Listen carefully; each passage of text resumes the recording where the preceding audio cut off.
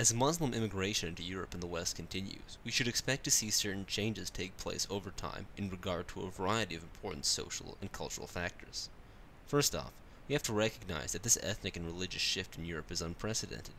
France, for example, went from being 1% Muslim in 1990 to 7.5% in 2010, and by 2030 is projected to be 10.3% Muslim. And Europe as a whole is expected to rise from 6% Muslim in 2010 to 8% by 2030. What happens to a secular Western country when it becomes 20 or 30% Muslim? We can't know for certain, but as I'll explain, there is good reason to believe that it probably won't be good for the native inhabitants of Europe.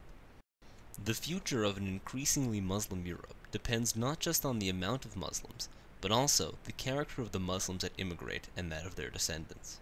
On a global level, there are vast cultural differences between Muslims and Europeans. In 2013, Pew Research conducted a large worldwide survey asking Muslims questions on a variety of socially relevant topics. If large numbers of Muslims are immigrating into Europe from these countries, then it is important to understand the cultural background that they are coming from. Unsurprisingly, large majorities of Muslims in the Middle East, North Africa, and South Asia consider homosexuality, sex outside of marriage, and drinking alcohol to be morally wrong, as well as agreeing with the statement that a wife must always obey her husband. These attitudes are obviously in conflict with the secular and progressive values of Europeans. Perhaps more surprising, when researchers asked Muslims about their opinions on topics such as suicide bombing, stoning as a punishment for adultery and apostasy, and honor killings, a very troubling trend emerged. Among Muslims in South Asian, North African, and Middle Eastern countries surveyed, 22% agreed that attacks against civilians in defense of Islam can sometimes or often be justified. 60% favored stoning as a punishment for adultery. 53% favor the death penalty for leaving Islam, and 62% believe that killing a female family member who has engaged in premarital sex or adultery can be justified to protect the family's honor. Such views are not only incompatible with Western values, many Europeans would consider them highly offensive and morally abhorrent. As European countries are populated more and more by immigrants from these countries, we can expect the prevalence of these beliefs and attitudes to increase as well. Polling data reveals that in fact these cultural differences are already manifesting themselves in European society. On a basic level, Muslims in Europe identify much more strongly with their religion than with their country. A poll conducted by Pew Research in 2006 asked Muslims in the UK what they considered themselves first and foremost. The study found that only 7% of Muslims said they considered themselves a citizen of their country first, while 81% considered themselves Muslim first. Similarly, in Spain, just 3%, and in Germany, 13%, of Muslims responding said that they considered themselves a citizen of their country first. Obviously, if Muslims are to assimilate into European secular society, identifying with your country rather than your religion is an important first step. Not only do Muslims have a strong sense of Islamic identity in European countries, the majority of Muslims in France, Germany, Spain, and the UK believe that Islamic identity is growing in their country and that this growth is a good thing. Considering that Muslims in Europe identify strongly with their religion and see growing Islamic identity as a good thing, it shouldn't be surprising that they also have negative views of Westerners. A poll conducted by Pew Research in 2007 found that distrust and negativity towards Westerners to be widespread among Muslims in Europe, while Westerners had more positive views of Muslims. In France, Germany, and Spain, at least the majority of Muslims in each country characterize Westerners as selfish, and at least 40% characterize Westerners as being arrogant. In the UK, where the government makes a wide range of accommodations for Muslim immigrants, over 60% of Muslims characterize Westerners as being selfish and greedy. Further concerns over a more fractionalized Europe as a result of Muslim immigration come from an online poll conducted by YouGov in 2005. It found that 31% of the internet-using Muslim population in the UK agreed with the statement, quote, "Western society is decadent and immoral, and Muslims should seek to bring it to an end," end quote, while only 1% of respondents would be willing to use violence as a means to this end. Unfortunately, cross-cultural tensions are not the only thing that Muslims bring into Europe. Muslim immigrants and their descendants also have a much higher rate of criminality than non-Muslims in the countries to which they've immigrated. In France, despite Muslims making up 7.5% of the population, they represent up to 70% of the prison population. This indicates an extraordinarily high rate of criminality among Muslims in France. They are 9 times more likely to be incarcerated than a non-Muslim. We see a similar picture in other European countries where Muslims make up a disproportionate number of those in prison.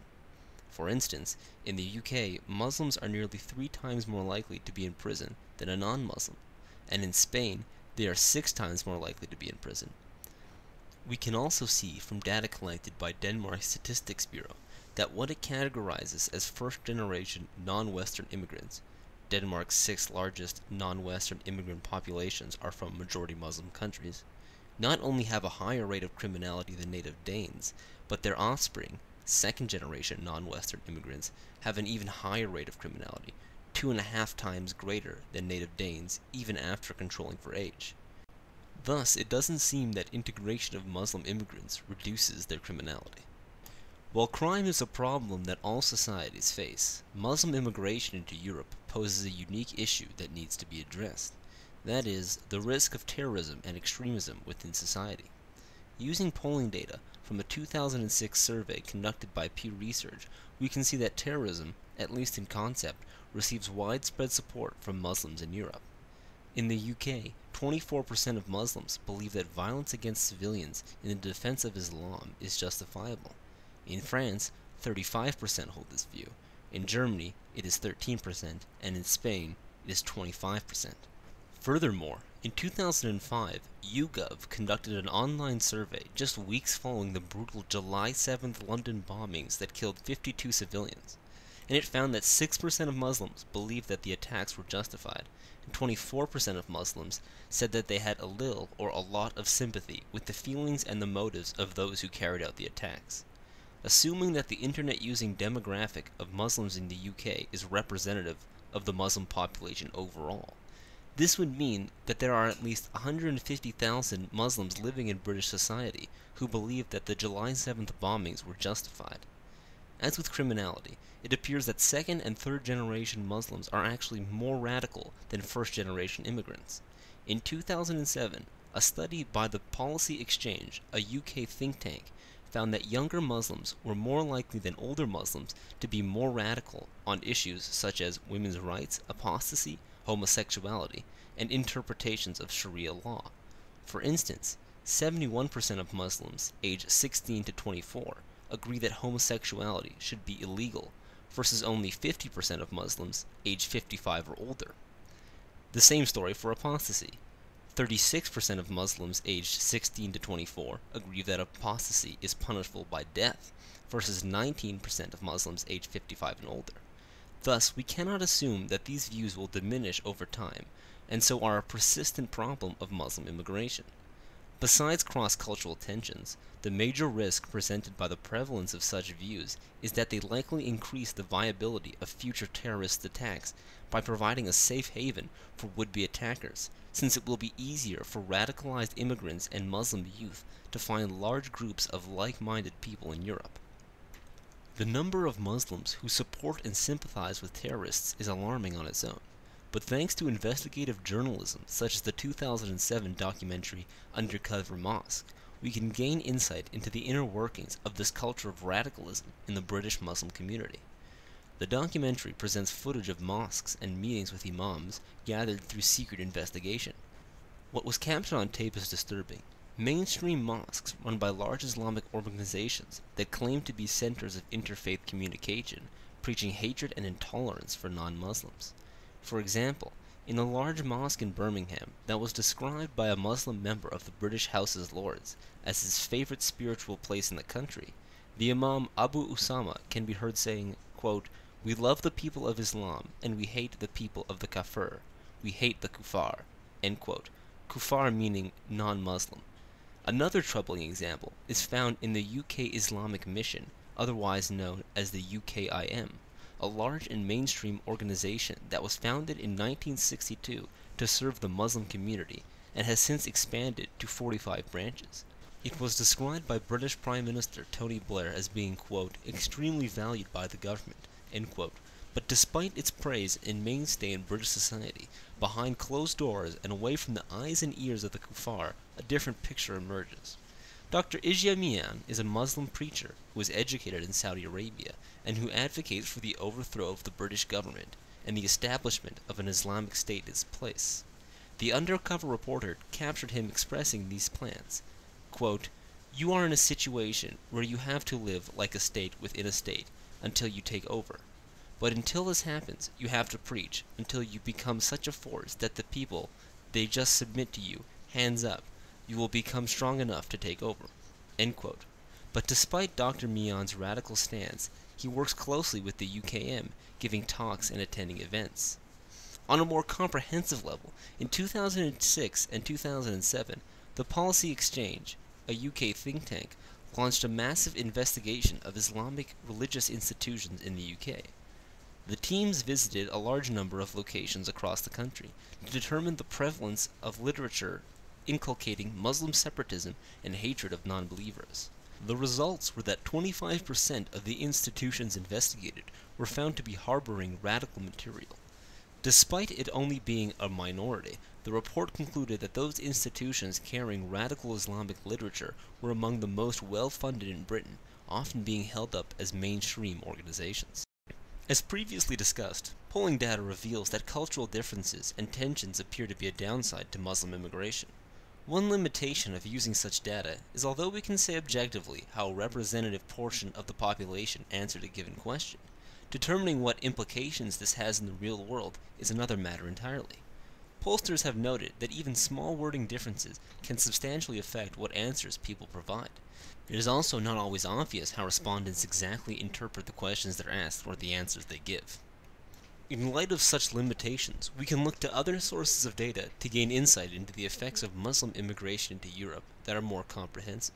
In 2007, political scientist Robert Putnam published his results from a study that looked at 41 different communities across the United States to assess the influence that ethnic diversity had on various aspects of life. What he found was that even after controlling for relevant socioeconomic variables, ethnic diversity was negatively related to social trust, community participation, and perceived quality of life.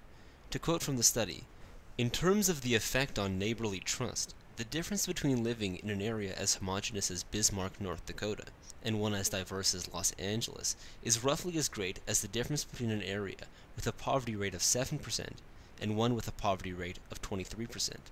Or between an area with 36% college graduates and one with none. Even holding constant affluence and poverty, diversity per se has a major effect." End quote. A reasonable objection would be that the United States has a unique history in regard to race, and that this finding might not apply to European societies. To test this, researchers from the European University Institute attempted to replicate Putnam's finding by analyzing data from the Netherlands. They concluded that the same relationship between ethnic diversity and social trust that was found in the United States is also found in Europe. Thus we can see that the hostilities and cultural differences between Muslims and native Europeans demonstrated by polling data does indeed translate to reduced social trust.